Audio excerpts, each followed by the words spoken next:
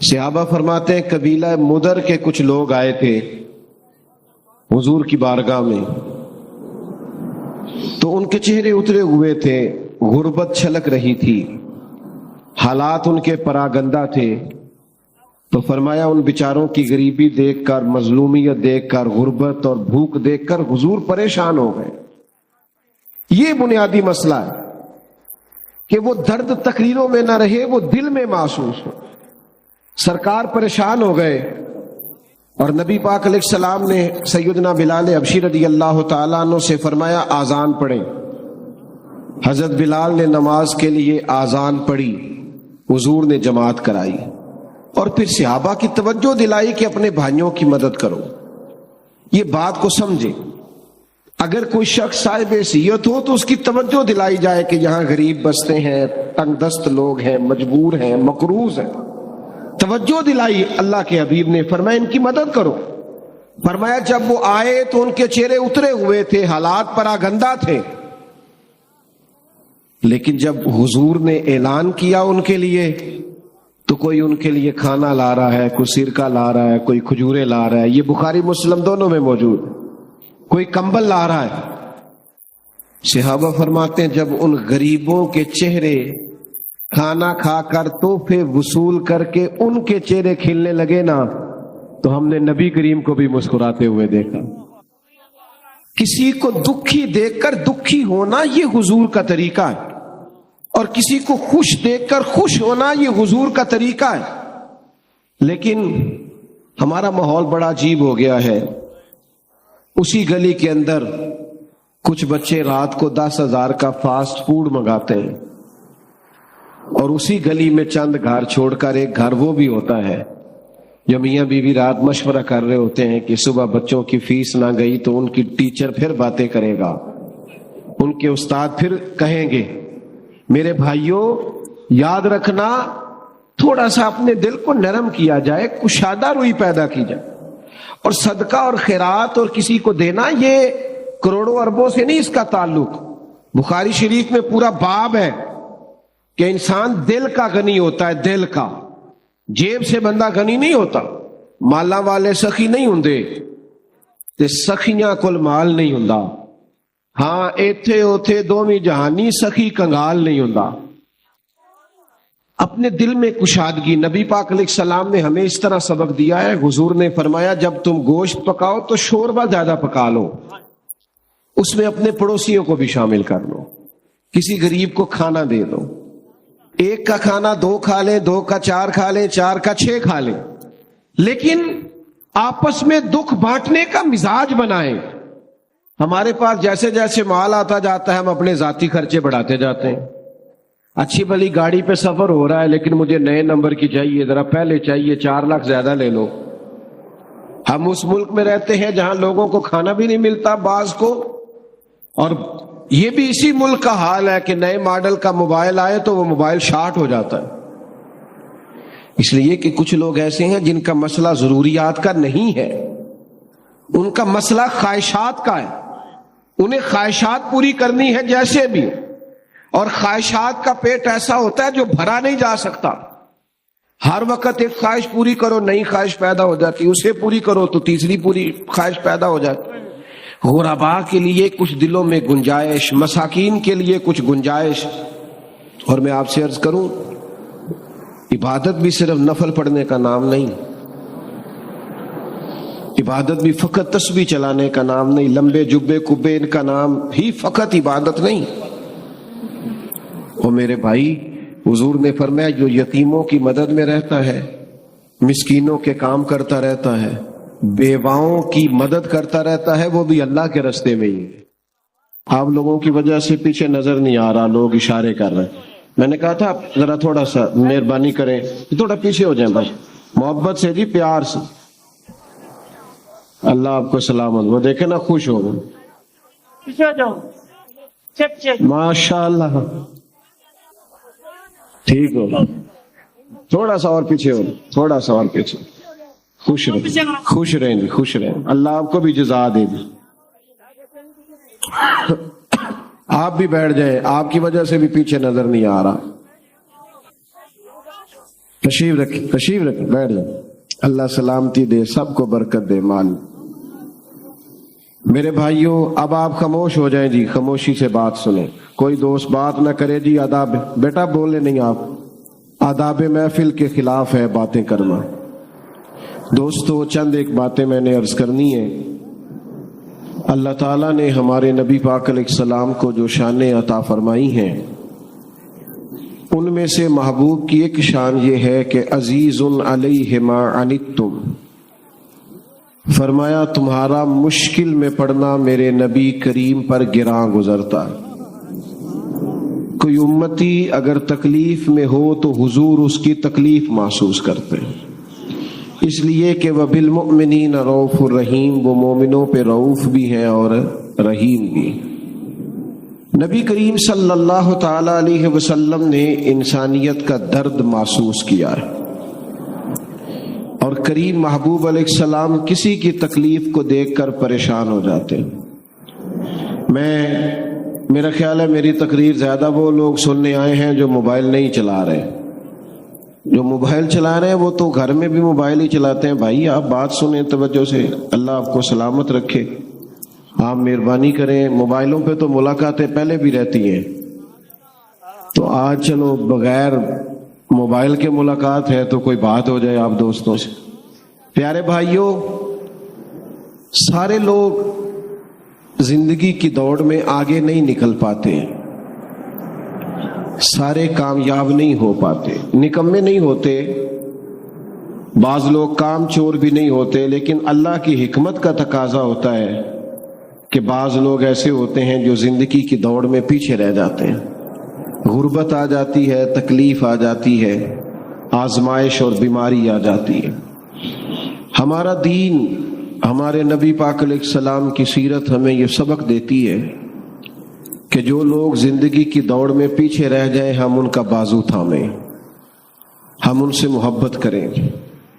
حضور علیہ السلام نے فرمایا تمہیں جو رزق دیا جاتا ہے وہ تمہارے کمزوروں اور ضعیفوں کی برکت سے دیا جاتا ہے. ہمارے ہاں جس آدمی کو نعمت مل جاتی ہے وہ اس کو اپنا حق سمجھنے لگتا ہے, اور وہ سمجھتا ہے کہ میں لائق تھا, میں سمجھدار تھا, میں پڑھا لکھا تھا, میں ہی محنتی تھا, یہ میرا حق تھا. حالانکہ ایسا نہیں ہے, یہ تو اللہ کا فضل ہے, جس کو چاہے عطا کرے. اپنے دل میں دوسروں کے لیے نرمی رکھنا, ظاہر ہے جس کی آپ مدد کر رہے ہیں, جس کے ساتھ آپ تعاون کر رہے ہیں, جس سے آپ پیار کر رہے ہیں, وہ ایک انسان ہی ہے. انسانوں میں غلطیاں ہوتی ہیں, کمزوریاں ہوتی ہیں, سستیاں ہوتی ہیں, غفلتیں ہوتی ہیں. کرنے کا کام یہ ہے کہ ہم اپنے دل کو کشادہ کریں. ہمیں ہمارے نبی رحمت صلی اللہ تعالی علیہ وسلم نے جس نیکی کا حکم دیا ہے وہ یک طرفہ نیکی ہے. نیکیاں تجارت نہیں ہوتی کہ سامنے والا کرے گا تو پھر میں بھی کروں گا. نیکی یک طرفہ ہے. آپ بھی اگر بیٹھ سکتے ہیں تو بھائی بیٹھ جائیں, آپ لوگ جو کھڑے ہیں, اللہ آپ کو سلامتی عطا کرے. اگر تشریف رکھیں گے تو اچھا رہے گا, بیٹھ جائیں جی, اللہ برکت عطا فرمائے. تو نبی پاک صلی اللہ تعالی علیہ وسلم نے ہمیں یک طرفہ نیکی کا کہا. معنی کیا ہے؟ کوئی کرے نہ کرے ہم نے نیکی کرنی ہے, کوئی شکریہ ادا کرے نہ کرے ہم نے نیکی کرنی ہے, کوئی اس کا احسان مانے نہ مانے ہم نے نیکی, کیونکہ بندے دیکھ کر نیکی نہیں کرنی, اللہ کی رضا دیکھ کر نیکی کرنی. آپ دیکھیے نبی پاک علیہ السلام کا مقدس طریقہ کیا ہے. قبیلہ بنو آراش کا ایک شخص مکہ مکرمہ اپنے کچھ اونٹ بیچنے کے لیے لایا تھا. چھوٹا سا تاجر تھا, دیہاتوں سے وہ جانور خرید کے شہروں میں بیچا کرتا تھا. تو وہ چند اونٹ بیچنے کے لیے مکے میں لایا, تو اس بیچارے کے نصیب کے اونٹ اس سے ابو جہل نے خرید لیے. اب یہ دور وہ دور تھا جس دور میں وہ نبی پاک علیہ السلام کی بڑی شدید مخالفت کر رہے تھے, حالات بڑے سخت تھے. ابو جہل نے وہ اونٹ خرید لی. اب وہ شخص کہتا ہے میرے پیسے دو, کہتا صبح لے لینا, صبح جاتا ہے کہتا شام آنا, شام جاتا ہے کہتا صبح آنا. غریب آدمی تھا, کل سرمایہ ہی جب اجڑ جائے تو بندہ کدھر جائے, بڑا تڑپا. لوگوں سے کہنے لگا یہاں سردار لوگ کہاں بیٹھتے ہیں, آج بھی کسی کو کسی چودھری سے سردار سے کام پڑ جائے تو وہ فون ہی نہیں اٹھاتا، وہ کہتا ہے میں مصروف تھا، میں بیزی تھا. اور آپ کے حالات خراب ہونے ابھی پوری طرح شروع بھی نہیں ہوتے کہ آپ کے نمبر بلاک ہونے شروع بھی ہو جاتے ہیں. حالات ابھی پوری ساری عمر ہی آٹا گد ہے تے لکھاں کیتے نہیں پیڑے. اب وقت آیا ہی تے محمد بخشا کوئی نہیں ہو بیٹھا نیڑے. چھوڑ جاتے ہیں لوگ، توجہ ہی نہیں کرتے. تو وہ شخص کہتا ہے کوئی شخص میری داد رسی کو تیار نہ تھا. توجہ رکھے جی، کوئی تیار ہی نہ تھا. میں نے پوچھا چودھری کہاں ہے؟ تو کہا یہ جو عصر کے بعد ٹولیاں بنا کے بیٹھے ہیں نا حرم مکہ میں، یہ سردار لوگ ہیں. تو وہ شخص کہتا ہے میں ان لوگوں کے پاس آیا، میں نے ان سے کہا یار میں غریب آدمی ہوں، میری مدد کرو. کس نے پیسے دبائے ہیں؟ جب میں نے ابو جہل کا نام لیا تو انہیں تو سانپ سونگ گیا. بہت بڑا بدماش تھا، کون اس سے بات کرے. یہ ظالم پتہ ہے مضبوط کیسے ہوتے ہیں کہ جب وہ کسی اور پر ظلم کر رہے ہوتے ہیں تو ہم مظلوم کا ساتھ نہیں دیتے، پھر ظالم طاقتور ہو جاتا ہے. ہم اپنے بچے سے کہتے ہیں اندر سے کنڈی لگا لے، یہ ہماری آگ نہیں. حالانکہ پڑوسیوں کی آگ اس لیے بھی بجھا دینی چاہیے کہ اگر ان کی نہ بجھائی تو کہیں ہمارے گھر بھی نہ آ جائے. توجہ نہیں کرتے، ظالم مضبوط ہو جاتے ہیں. تو کہا ابو جہل نے تیرے پیسے دبائے، اب تو سب کو سانپ سونگ گیا. اللہ کے حبیب علیہ السلام حرم مکہ کے قریب عبادت میں مشغول تھے. تو اس نے کہا، ایک شخص نے اشارہ کیا حضور کی جانب، کہا وہ جو بیٹھے ہیں نا محبوب، وہ تیرا مسئلہ حل کرا دیں گے. اس نے اشارہ کیا اور باقی ہنسے معاذ اللہ، مذاق بنانے لگے. نقل کفر نہ باشد. وہ شخص کہتا ہے میں بڑا حیران ہوا کہ بھیجتے بھی ہیں اور مذاق بھی کرتے ہیں، مسئلہ سمجھ میں نہیں آتا. لیکن میں چلا گیا، جا کے حضور کی بارگاہ میں عرض کیا. فرماتے ہیں سادہ سا لب و لہجہ، زمین پر حضور تشریف فرما ہے. پہلی نظریں لوٹ لے ماہی تیرے ہار شنگاراں. فرماتے ہیں نبی کریم صلی اللہ علیہ وسلم نے میری بات سنی، نہ قبیلہ پوچھا، نہ برادری پوچھی، نہ تعارف پوچھا. قربان جاؤں محبوب فرمانے لگے چل میں تیرے ساتھ چلتا ہوں. وہ جو وہاں بیٹھے تھے سردار، انہوں نے ایک بندہ بھیجا، کہا ساتھ جا کے دیکھو وہاں بھلا کیا بات ہوتی ہے. حضور تشریف لائے. وہ شخص کہتا ہے سارے رستے تو نظریں جھکی رہی. محبوب دھیمے دھیمے انداز میں میرے سوالوں کے جواب دیتے رہے. لیکن جب ابو جہل کا دروازہ آیا، حضور نے دستک دی، وہ باہر آیا، تو پھر میں نے اپنے نبی کی نظروں کو اٹھتے ہوئے دیکھا. پھر چہرے پہ جلال دیکھا. پھر میں نے نبوت کا دبدبا دیکھا. مظلوم کے ساتھ کھڑے ہونے میں حضور کا عروج دیکھا. کریم فرمانے لگے شرم نہیں آتی، غریب کے پیسے دبا گیا ہے، لا اس کے پیسے. اس پر تو گویا کب کبھی تاری ہو گئی. کہنے لگا میں ابھی لے کے آیا. دوڑا گیا، اس کے پیسے لایا. اللہ کے رسول نے پیسے اسے دیے. اس نے شکریہ ادا کیا. سرور کائنات صلی اللہ تعالی علیہ وآلہ وسلم وہاں سے رخصت ہوئے. وہ جو جاسوس بھیجا تھا نا، اس سے پوچھا بعد میں وہاں سرداروں نے کہ کیا بنا. کہنے لگے یار تم بڑا سردار کہتے تھے. اس کے تو ہوش ہی اڑ گئے حضور کو دیکھ کے. اس کی تو حواس باختہ ہو گیا ہے وہ نبی کریم کو دیکھ کے، حالت ہی خراب ہو گئی. فوراً پیسے لے آیا ہے اور فوراً لا کے دے دیے. ابو جہل سے پوچھا تجھے کیا ہوا تھا، تو ویسے بڑی ڈینگیں مارتا ہے، ہوا کیا؟ تو کہنے لگا ہونا کیا تھا پتہ نہیں، محبوب کے ساتھ کون سی طاقتیں تھیں. جب وہ آئے ہیں تو مجھ پر روب طاری ہو اور میں نے فوراً پیسے ادا کرنے میں عافیت سمجھی. بھائیو، کسی مظلوم کی مدد کرنی ہے، کسی غریب کے ساتھ کھڑا ہونا ہے. قبیلے میں، برادری میں، خاندان میں اگر ہمیں پتہ چل گیا ہے کہ فلاں کی زیادتی ہے اور فلاں مظلوم ہے، میری طرف دیکھیں جی. اب آپ مہربانی کریں، اب چھوڑیں ساری چیزوں کو، جو چل رہا ہے وہ چلے گا. آپ توجہ کریں، چند ایک باتیں آپ سے ہو جائیں. ہمیں ہمیشہ مظلوموں کی داد رسی کرنی ہے، یہ ہمارے نبی کا درس ہے. ہمیں پتہ ہوتا ہے خاندان کے اندر مظلوم کون ہے، زیادتی کون کر رہا ہے، پر ہم یہ دیکھتے ہیں پیسے کدھر زیادہ ہیں۔ ہمیشہ بھاری اور وزنی پارٹی وہ ہوتی ہے جہاں پیسے زیادہ ہوتے ہیں، انصاف کے لیے کھڑے نہیں ہوتے۔ ایک حدیث پاک سنانے لگا ہوں، اسے یاد رکھیے گا۔ اللہ کے حبیب علیہ السلام نے فرمایا قیامت والے دن رب کریم فرمائے گا فلاں جگہ حق بات کہنے کی ضرورت تھی، تم نے کیوں نہیں کہی؟ اللہ فرمائے گا وہاں ضرورت تھی کہ تم حق بولتے، کیوں نہیں بولا؟ تو بندہ عرض کرے گا مالک میں لوگوں سے ڈر گیا تھا۔ تو حضور فرماتے ہیں رب کریم فرمائے گا میرا زیادہ حق نہیں تھا تو مجھ سے ڈرتا، تجھے مجھ سے ڈرنا چاہیے تھا، تو لوگوں سے ڈر گیا۔ تو ایک تو جی توجہ فرمائیے گا، تو ایک تو یہ ہے کہ مظلوم کی داد رسی کی جائے، اور دوسرا یہ ہے کہ ہمیشہ خوش اس وقت ہوا جائے جب کوئی خوش ہو، دوسروں کی خوشی کو محسوس کر کے انسان خوش ہو۔ جب وہ کسی تکلیف زدہ آدمی کو دیکھو تو اسے بھی تکلیف ہو، اور جب وہ دیکھے کہ کوئی خوش ہو گیا ہے تو پھر دل کو خوشی نصیب ہو۔ صحابہ فرماتے ہیں قبیلہ مدر کے کچھ لوگ آئے تھے حضور کی بارگاہ میں،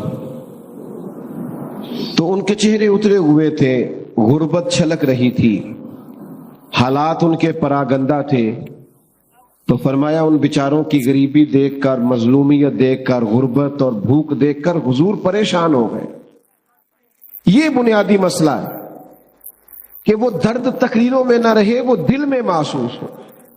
سرکار پریشان ہو گئے، اور نبی پاک علیہ السلام نے سیدنا بلال حبشی رضی اللہ تعالیٰ عنہ سے فرمایا آذان پڑھیں۔ حضرت بلال نے نماز کے لیے آذان پڑھی، حضور نے جماعت کرائی، اور پھر صحابہ کی توجہ دلائی کہ اپنے بھائیوں کی مدد کرو۔ یہ بات کو سمجھے، اگر کوئی شخص صاحب حیثیت ہو تو اس کی توجہ دلائی جائے کہ یہاں غریب بستے ہیں، تنگ دست لوگ ہیں، مجبور ہیں، مقروض ہیں، توجہ دلائی۔ اللہ کے حبیب نے فرمایا ان کی مدد کرو۔ فرمایا جب وہ آئے تو ان کے چہرے اترے ہوئے تھے، حالات پراگندہ تھے،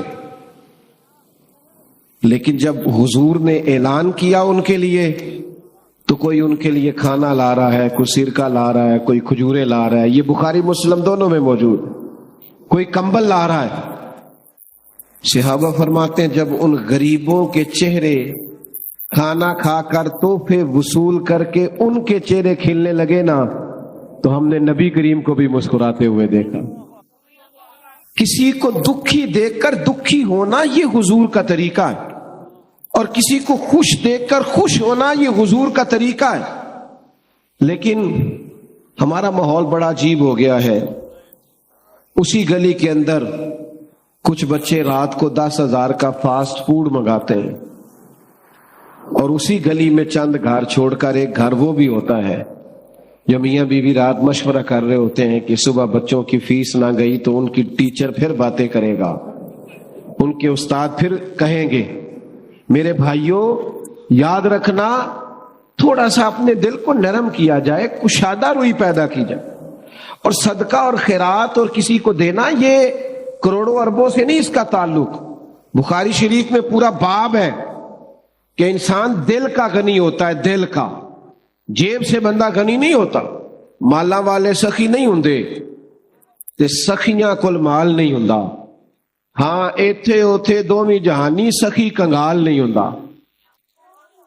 اپنے دل میں کشادگی، نبی پاک علیہ السلام نے ہمیں اس طرح سبق دیا ہے۔ حضور نے فرمایا جب تم گوشت پکاؤ تو شوربہ زیادہ پکا لو، اس میں اپنے پڑوسیوں کو بھی شامل کر لو، کسی غریب کو کھانا دے دو، ایک کا کھانا 2 کھا لیں، 2 کا 4 کھا لیں، 4 کا 6 کھا لیں، لیکن آپس میں دکھ بانٹنے کا مزاج بنائیں۔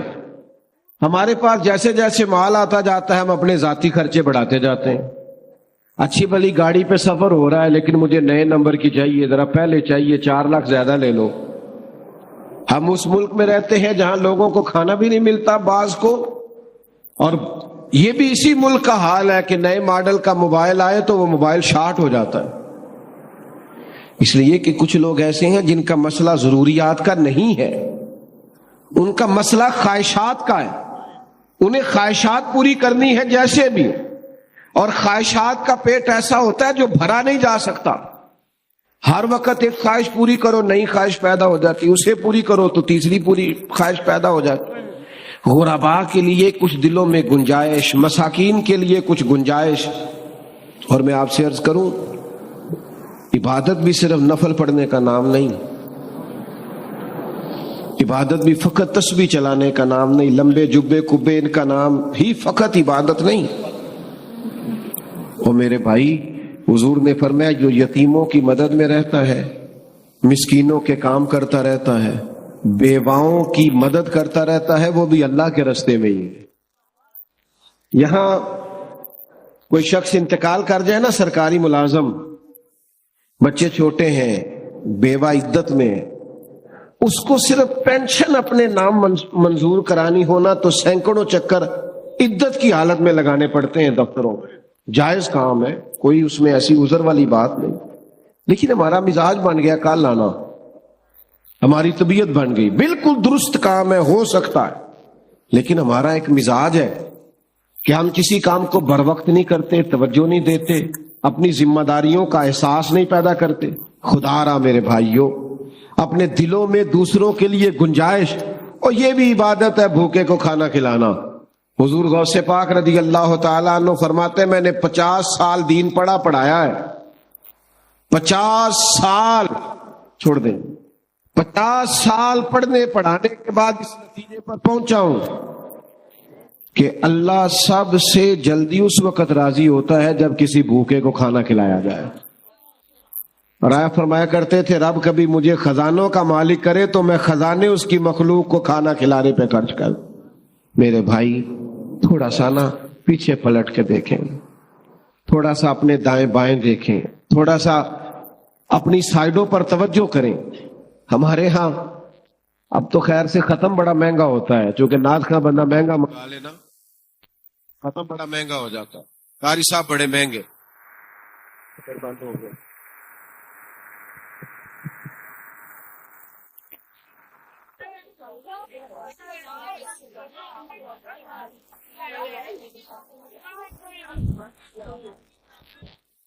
تو میرے عزیز، اپنے خرچوں کو، اخراجات کو تھوڑا کنٹرول کر کے، اگر ہماری توجہ اس طرف رہے کہ ہمیں حضور کے صحابی ہیں حضرت عبداللہ ابن عباس، نبی کریم علیہ السلام کے چچا زاد بھی ہیں، مسجد نبوی شریف میں اعتکاف بیٹھے ہوئے تھے حضور کے روضہ انور کے پاس۔ تو ایک شخص مسجد شریف میں آ کے بیٹھا تو وہ بڑا پریشان تھا۔ حضرت عبداللہ ابن عباس رضی اللہ تعالیٰ عنہ اس سے فرمانے لگے کیا بات ہے، پریشان لگتے ہو؟ یہ بہقی شریف میں امام بہقی نے اس کو لکھا ہے۔ تو انہوں نے کہا میں مقروض ہوں اور مجبور ہوں، میرے پاس قرض چکانے کے پیسے نہیں ہیں،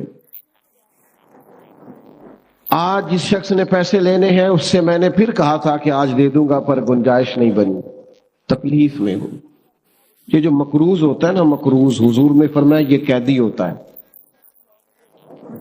مقروض کی مدد کرنی چاہیے۔ شریعت اسلامیہ کہتی ہے اس پر خرچ کرو، اس کی جان چھڑاؤ، اس کی گردن آزاد کرا دو، تمہاری توجہ ہو، تم تھوڑا اس کے لیے نرم رکھو اپنے رویے کو۔ اس شخص نے کہا حضور میں مقروض ہوں، تکلیف میں ہوں۔ حضرت عبداللہ ابن عباس رضی اللہ تعالیٰ عنہ فرمانے لگے میں اگر تیرے ساتھ چلوں تو تیرا مسئلہ حل ہوتا ہے؟ کہنے لگا حضور آپ چلیں تو پھر تو کیا ہی بات ہے، آپ کو زیادہ توجہ کرنی پڑے گی میری بات پر۔ حضرت عبداللہ ابن عباس نے جوتے پہنے اور مسجد سے باہر آ گئے۔ وہ شخص کہنے لگا حضور ٹھہریے ٹھہریے ٹھہریے، آپ تو اعتکاف میں۔ آپ فرمانے لگے مجھے بھی پتا ہے میں اعتکاف میں ہوں۔ تو دیکھو حضور اعتکاف چھوڑ کے آ گئے۔